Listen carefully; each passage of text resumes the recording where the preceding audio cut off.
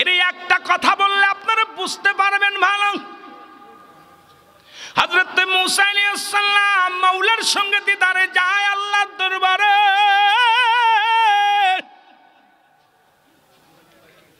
তিনজন লোকের সঙ্গে দেখা, দুইজন পুরুষ একজন নারী। কয়জন? জোরে বলেন কয়জন? কথাটা বলে আমি আলোচনায় যাই। মুসা আলাইহিস সালাম মাওলার সঙ্গে দিদারে যায়।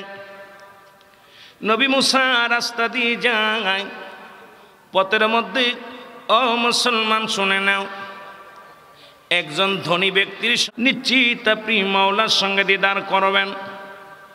মুসা আলাইহিস সালাম বলে, হ্যাঁ আমি আমার মাওলার সঙ্গে যাইতেছি তোর পাড়ে, আমি যাইতেছি তোর পাড়ে আমার মাওলার সঙ্গে দেখা করার জন্যে, আলোচনা করার জন্যে।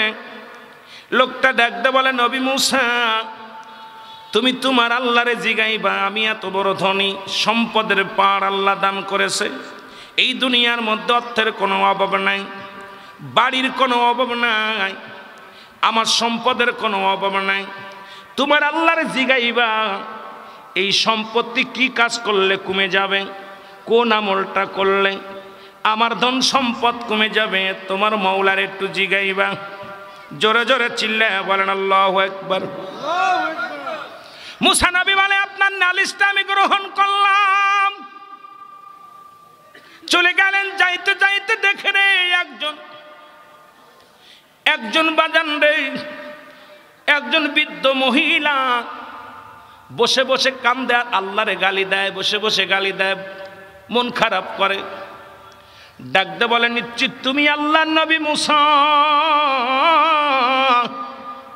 মুসা নবী বলে, বুড়িমা হ্যাঁ আমি আল্লাহর নবী মুসা। বলে, নিশ্চিত তুমি যাইতেছ আমার আল্লাহর সঙ্গে দিদার করার জন্যে? এ মুসলমান শোনে নাও, তবে আমার একটা নালিশ, আমার ঘর নাই, জমি নাই, বাড়ি নাই, আমার কোনো সম্পত্তি নাই। তোমার আল্লাহরে জিগাইবা আমারে কেন এই সম্পত্তি দেই নাই, টাকা পয়সার মালিক বানাই নাই, আমারে কেন গরিব বানাইছে তোমার আল্লাহ? কি আমল করলে আমি ধনী হতে পারবো, সেই আমলটা তুমি তোমার আল্লাহর কাছ থেকে জিগায় আসবা। মুসা নবী বলে, মা গো তোমার নালিশটা আমি নিলাম। যাইতে যাইতে দেখে আর একটা লোক, হাত নাই পা নাই, হাত পা খোড়া অবস্থায় গোড়াগড়ি করে মাটির মধ্যে। ডাকতে বলে, নবী মুসা নিশ্চিত আপনি যাইতেছেন আমার আল্লাহর সঙ্গে দেখা করতে? নিশ্চিত আপনি যাইতেছেন আমার আল্লাহর সঙ্গে দেখা করার জন্য? নবী মুসা বলে, মা বাবা আমি ঠিকই বলেছি, আমি যাইতেছি কোথায়? আমার মালিকের সঙ্গে সাক্ষাতের জন্য। বলে, আল্লাহর নবী মুসা তুমি তোমার আল্লাহরে জিগাইবা, আমার তো পা নাই, আমার হাত নাই, আমার মতো আমার মতো খুড়া, আমার মতো নুলা আমার আল্লাহ কেন বানাইলো? আমার কোনো কাজে লাগবে নি আমার আল্লাহর? আমার তো দুটি পা নাই, আমার দুটি হাত নাই, আমার আল্লাহর কোনো কাজে লাগবে কি নি? আমার একটু জিগে এসে দিবা আমার আল্লাহর দরবারে। এমন আল্লাহর নবী মুসা আলাইহিস সালাম বলে, তোমার নালিশটাও আমি নিলাম।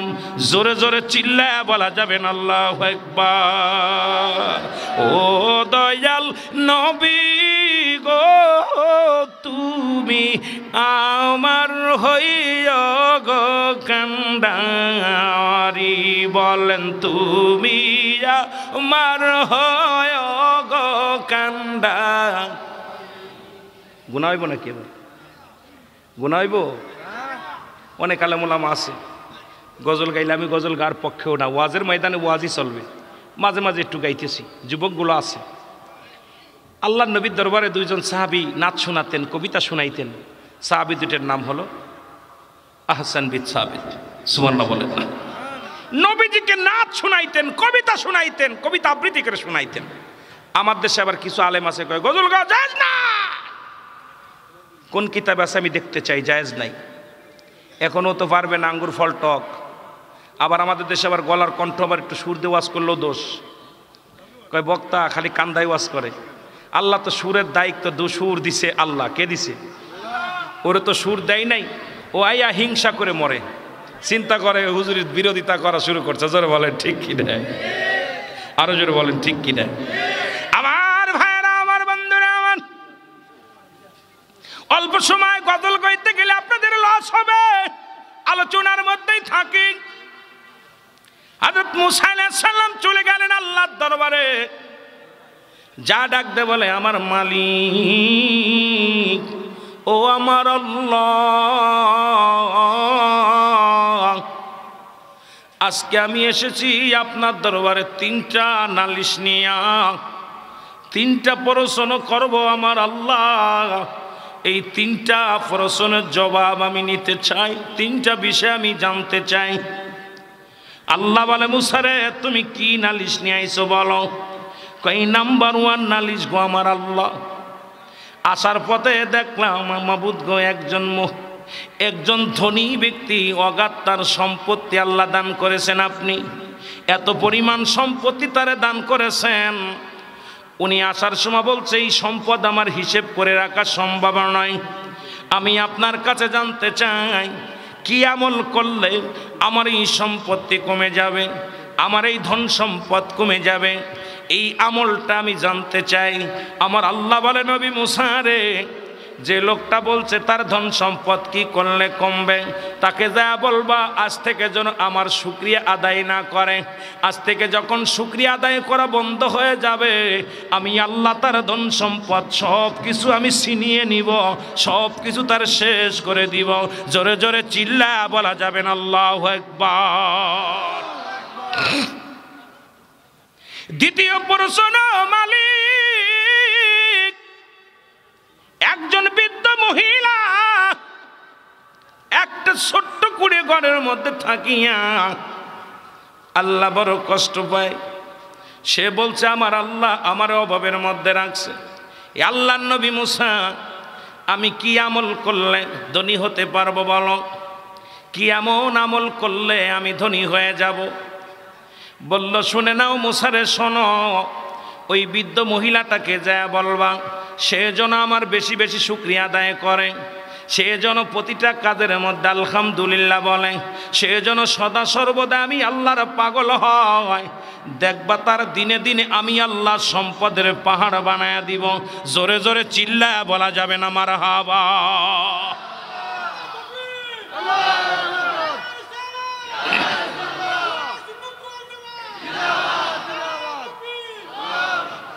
এ দুনিয়ার মুসলমান শুনে নাও,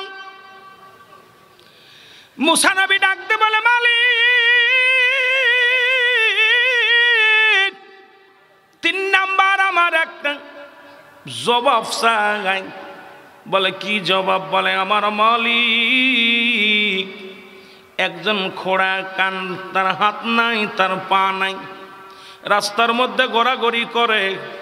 সে আমার কাছে জানতে বলেছে, আপনার কাছ থেকে জানতে বলেছে, তারে কেন বানাইছেন, তার দে কোনো কাজে লাগবে নি।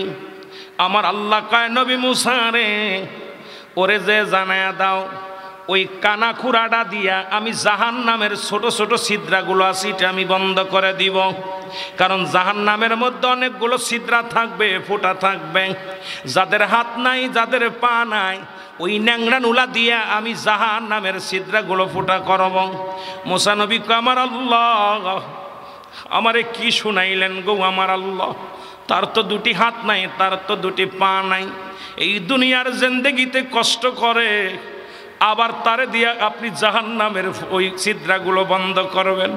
আমার আল্লাহ কয়, মুসা রে, তুমি জানতে চেয়েছো, আমি জানাইছি, তুমি চলে যাও। এবার আল্লাহর নবী রওনা হয়ে গেছে গো, রহমতের নবী।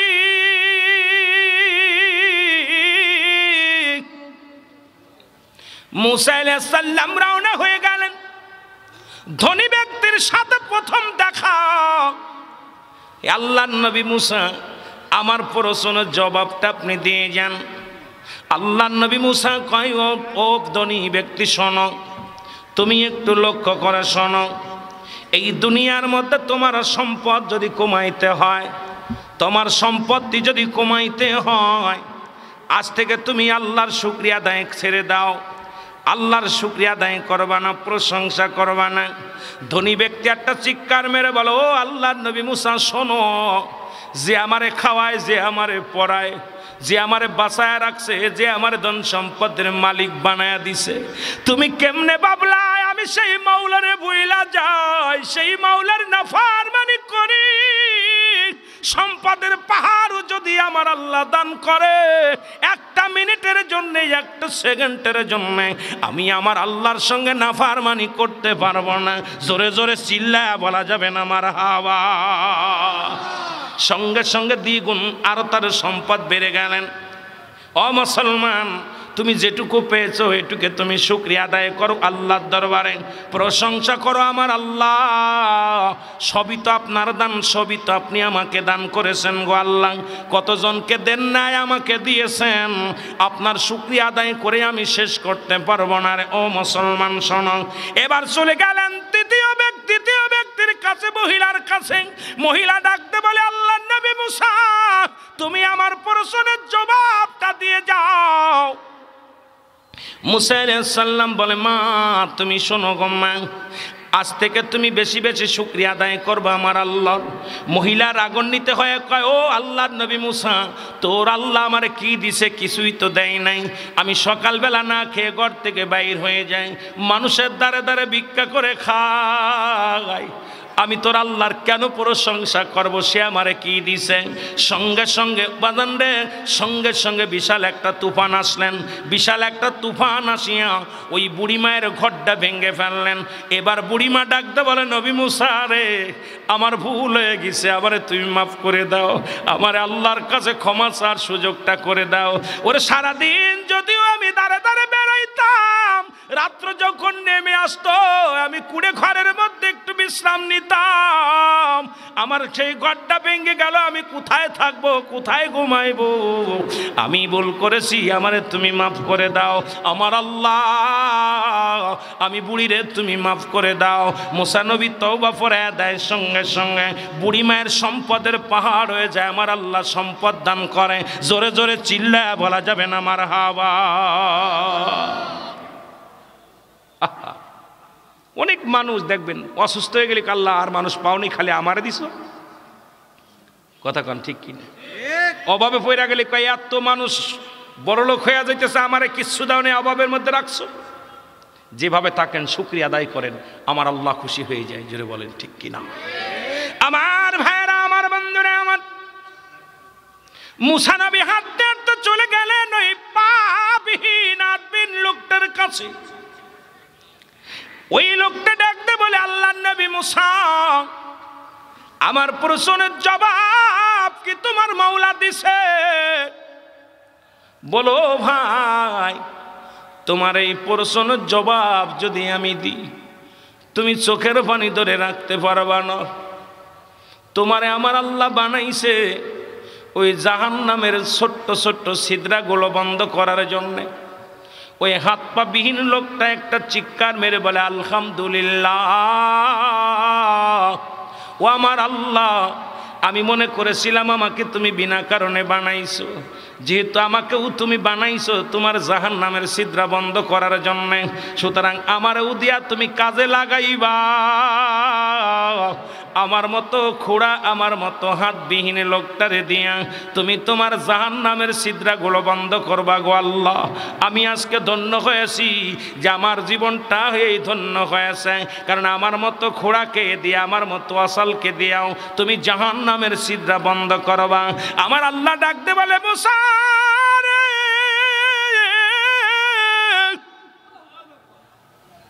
ওই লোকটার জানা দাও, ওই লোকটার জানিয়ে দাও, আমি আল্লাহ তার জাহান্নামের আগুন হারাম করে দিছি। আমি আল্লাহ ওই বান্দার জন্যে, আসল মানুষটার জন্যে আমি জান্নাতের দরজাগুলো খুলে দিছি রে মুসলমান। শুনে নাও, দিলের কান্ডা লাগা শোনো, ও তো এত আসাল হওয়া পারো আমারে ভোলে নাই, আমি আল্লাহর শুকরিয়া আদায় করেছে, আমি আল্লাহর নাফরমানি করে নাই, আমি আল্লাহ ওর মুখের ভালোবাসা যখন আলহামদুলিল্লাহ বলেছেন তখন আমি আল্লাহ এত রাজি খুশি হয়ে গেছি, ওয়াসালের জন্য আমি 8টা জান্নাতের দরজায় খুলে রাখছি। জোরে জোরে চিল্লায় বলা যাবে না মারহাবা, আর একটু জোরে জোরে চিল্লায় বলা যাবে না আল্লাহু আকবার। এরে আল্লাহুম্মা সাল্লি আলা সাইয়্যিদিনা মুহাম্মদ,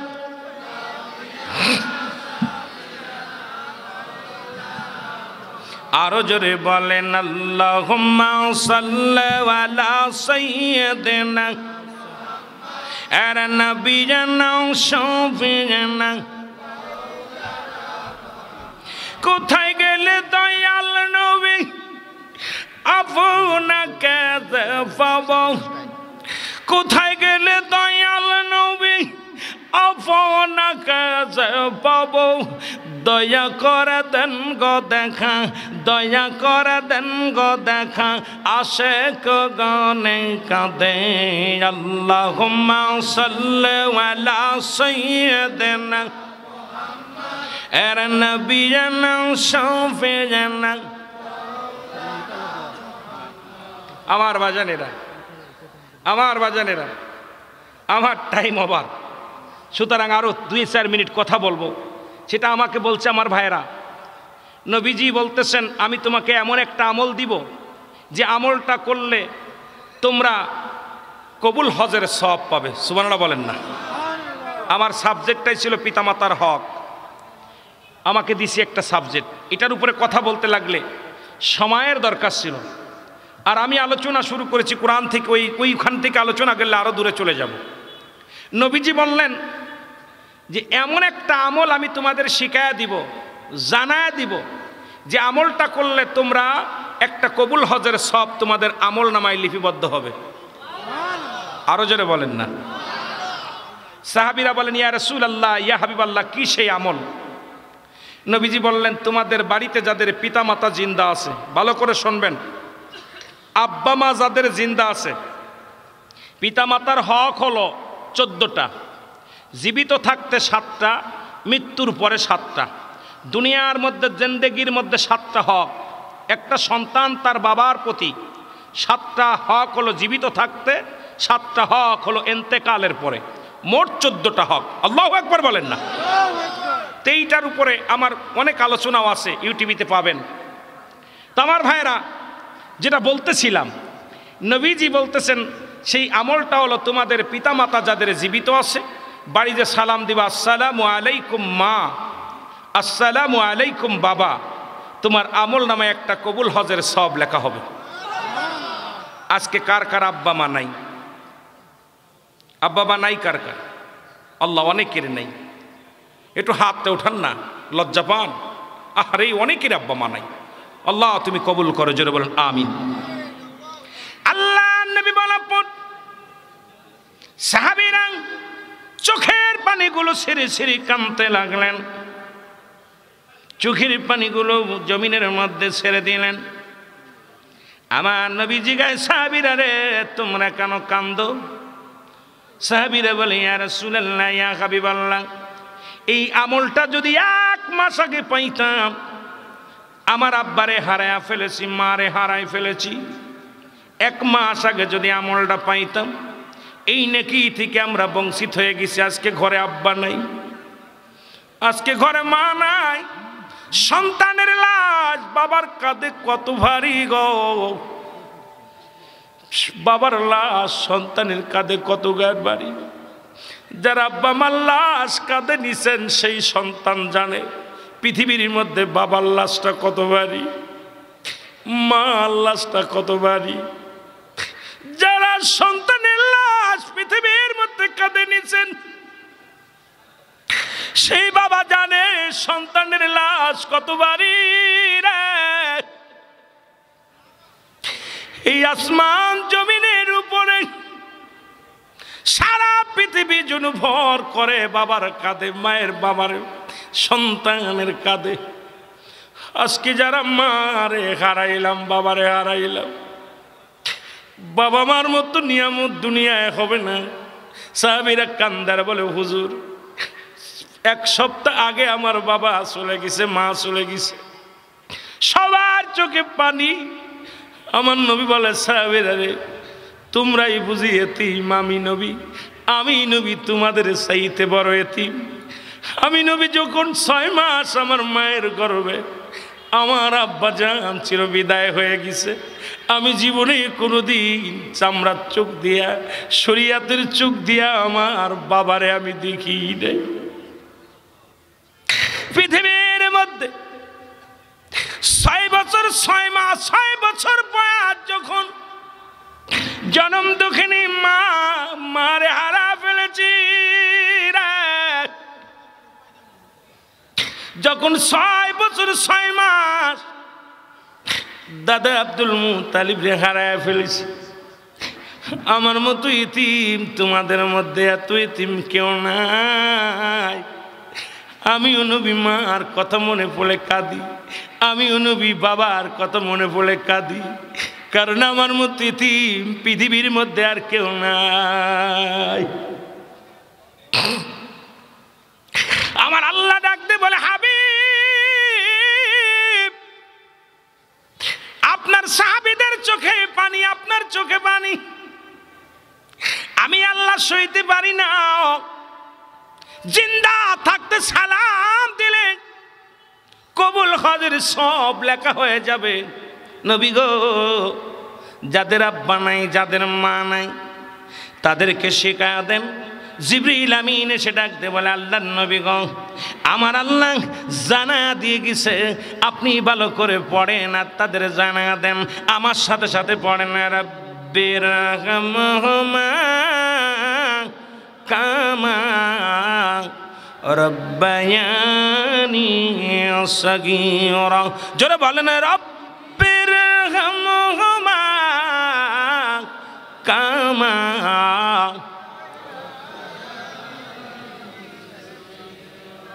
আহা আল্লাহ ডাকতে বলে হাবিব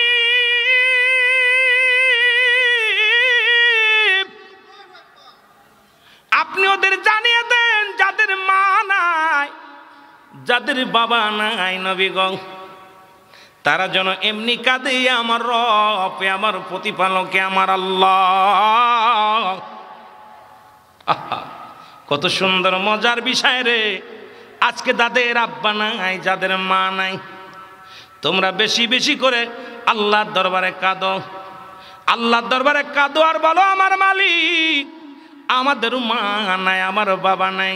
আজকের মাহফিলে বসেছি, আব্বা মার গুনাহ মাফ করে দাও, আমাদের গুনাহ মাফ করে দাও, আমার পিতা মাতার সগীরা গুনাহ মাফ করে দাও, কবিরা গুনাহ মাফ করে দাও, জানা গুনাহ মাফ করে দাও, জানা গুনাহগুলো মাফ করে দাও। মাফ করার মালিক কে? আরো জোরে বলেন, আরো জোরে। এ মুসলমান, আল্লাহ মাফ করলে আল্লাহর কোনো লস আসেনি, না করলে লাভ আসেনি। শুধু কাঁদো, চোখের পানি ছেড়ে কাঁদো, চোখের পানি ছেড়ে কাঁদো। পিতা মাতার জন্য কাঁদো, বাবা মার জন্য ক্ষমা চাও আল্লাহ দরবারে। ও মুসলমান, নেককার সন্তান যারা রেখে গেলাম, আপনাকে রেখে গেছি দুনিয়ার মধ্যেই, আজ জীবনে বাবা ফিরে আসবে না, মা ফিরে আসবে না।